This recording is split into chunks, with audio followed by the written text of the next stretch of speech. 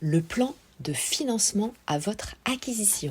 Bonjour à toutes, bonjour à tous, ici Sophie Vergès, je vous souhaite la bienvenue sur ce nouvel épisode de la saison 3, c'est l'épisode E19, Initiation au cours de droit immobilier, réalisé spécifiquement à la demande de Sylvain et de Julien, que je salue. Et ces informations sont issues du site internet pour vous permettre de réviser également si vous passez votre BTS profession immobilière, bac plus 2 formation, bac plus 2.com.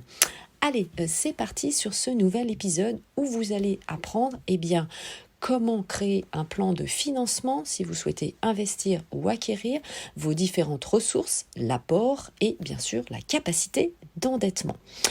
Alors, quels sont les postes constitutifs du coût de votre opération immobilière? D'abord, nous allons voir évidemment le prix du bien immobilier, mais c'est une partie évidemment du poste constitutif du coût de l'opération.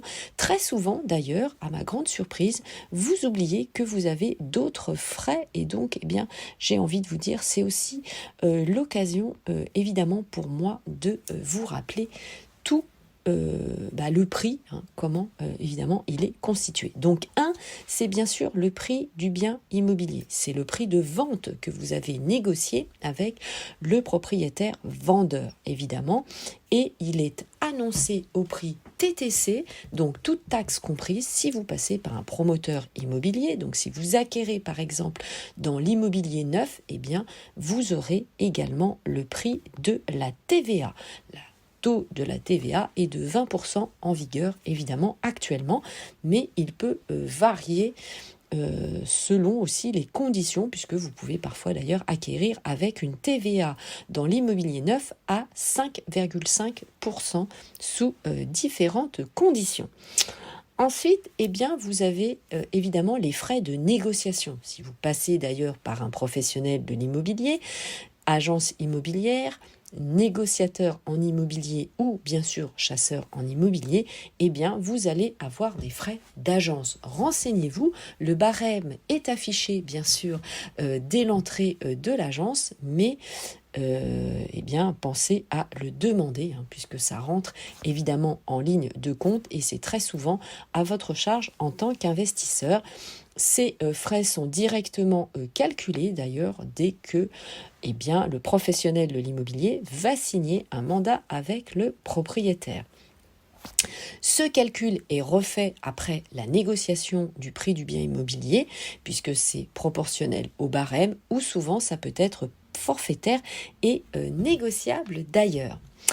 Concernant, comme je vous le disais, l'immobilier neuf, les prix, les honoraires ne vont pas être visibles et donc, vous payez en tant qu'investisseur le prix TTC. Ensuite, vous allez avoir ce qu'on appelle des provisions pour frais d'acte. En effet, vous allez passer évidemment par un notaire pour vous signer notamment la signature de l'acte authentique, c'est-à-dire votre transfert de propriété. Et le notaire, souvent, ce qui est logique, va vous demander quelques centaines d'euros pour rédiger les frais de son travail, de préparation, on va dire.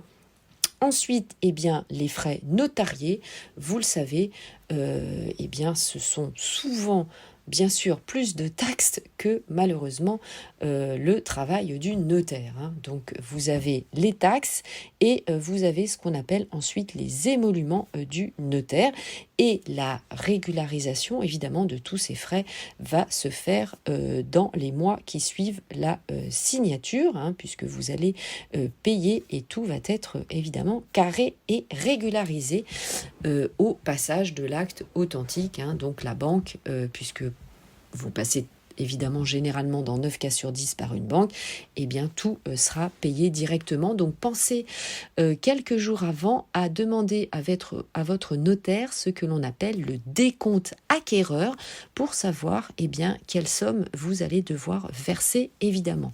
Ces émoluments notariés sont régis par le Code civil, c'est l'article 1593. Donc, tous ces frais, comme je vous le disais, sont à votre charge en tant qu'acquéreur investisseur, mais vous pouvez avoir évidemment un accord contraire, c'est-à-dire à la charge vendeur. Comme vous le savez, eh bien, le vendeur et vous, en tant qu'acquéreur, vous pouvez avoir votre propre notaire et donc vous allez avoir un partage des émoluments notariés. Pour aller plus vite, eh bien, je vous recommande évidemment de passer par le même notaire. C'est souvent beaucoup plus pratique.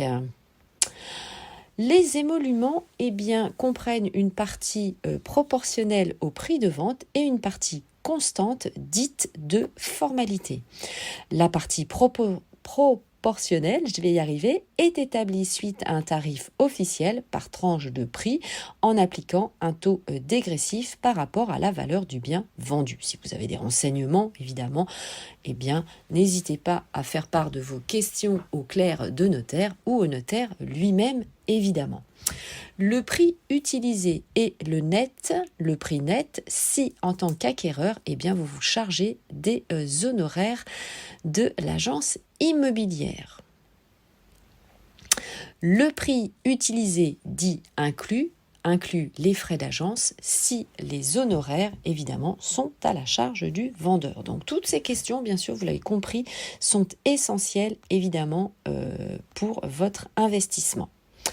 Les émoluments de formalité du notaire servent à payer, comme son nom l'indique, évidemment, les différentes formalités que le notaire doit régler, aussi bien côté vendeur d'ailleurs que de votre côté en tant qu'investisseur acquéreur. Le notaire peut d'ailleurs récupérer des frais administratifs qu'il a dépensés pour réaliser le dossier et vous le savez également, alors c'est plus en province, j'ai envie de vous dire que sur Paris, Île-de-France, mais le notaire peut également avoir des frais liés à la négociation puisque certains notaires évidemment ont un département, un service négociation immobilière au sein de leur office. Ça existe évidemment dans les grosses offices parisiennes. Concernant les travaux, eh bien oui, évidemment, en tant qu'investisseur, vous devez les rajouter par un prêt travaux, mais ça peut être aussi évidemment une ligne qui est intégrée dans votre crédit immobilier. Donc ça fait partie également eh bien, de votre plan de financement. Donc ça va être des travaux qui peuvent être nécessaires eh bien, si vous faites de l'investissement locatif pour que votre locataire, évidemment, vous puissiez le loger rapidement et tout de suite. Donc pensez au délai évidemment de vacances locatives puisque si vous faites des travaux pendant plusieurs mois, vous n'aurez pas de loyer. Donc pensez évidemment à calculer, et ça fait partie aussi du plan de financement, et bien évidemment tous les frais liés à ce temps où vous ne louez pas. Les autres frais, eh bien ça va être les frais de dossier bancaire correspondant entre 1% à 3% du prêt, les frais d'enregistrement et les frais notariés si vous avez la mise en place d'une garantie. Alors, quelles sont vos ressources eh bien, pour vous financer? Alors, vous pouvez avoir bien sûr une épargne personnelle, ça va être votre apport. Peut-être, eh bien, je vous le souhaite, en tout cas, vous avez gagné au loto ou vous avez éventuellement de l'argent d'un héritage. Donc, tout ça, évidemment, l'idéal, c'est de pouvoir le placer, évidemment, dans la pierre en immobilier. Autre ressource connue, eh bien, ça va être un salaire ou un travail si vous êtes évidemment travailleur indépendant ou chef d'entreprise. Des dividendes, par exemple, que vous pouvez utiliser en tant qu'apport. Vous pouvez emprunter évidemment et contracter une dette via la famille ou des amis. Ensuite, eh bien, vous pouvez bénéficier de prêts à taux zéro, par exemple, de prêts de Action Logement, si vous êtes fonctionnaire, la caisse des retraites, etc., etc. La subvention de l'ANA, c'est l'Agence nationale de l'habitat, et bien notamment pour votre résidence principale et surtout si vous avez des revenus modestes. Vous pouvez avoir des aides du département comme l'ADIL, ADIL. Je vous invite évidemment à aller sur leur site Internet. Chaque département et région peut vous proposer évidemment des aides.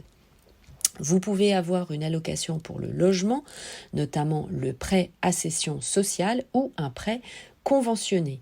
Une aide fiscale, et oui, ça existe, c'est le crédit d'impôt pour la transition énergétique qui vise à améliorer, comme son nom l'indique, la situation énergétique du logement, donc des déductions d'impôts, notamment de 30%, selon évidemment certains plafonds.